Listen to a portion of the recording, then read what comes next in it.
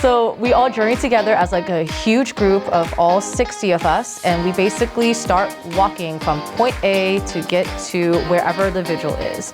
Along the way, you will meet crowds of people that will eventually converge and like shut down freeways where we're just all walking together. In terms of how long it felt like 10,000 miles. I was told it was only like 5. Walking together all the way to the pilgrimage site, staying there overnight under the stars is how we say it, right?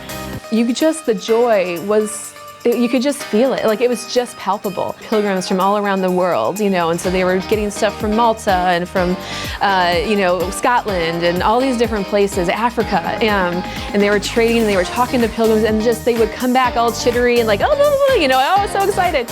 And it was just great it was contagious. But being able to experience adoration with Pope Leo, and in the morning waking up to Mass with Pope Leo. Yeah, and we were all bending knee in front of the Blessed Sacrament, and we were all praying in Mass and living Mass together in the morning. So I think it's just so great to be able to share that too. Before Mass, one of the young adults comes up to me and she said, oh, so after Mass, some of us are gonna stick around and do another international rosary.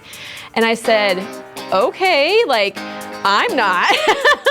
I'm getting out of here as fast as I can, and I'm telling everyone else that's what they should do.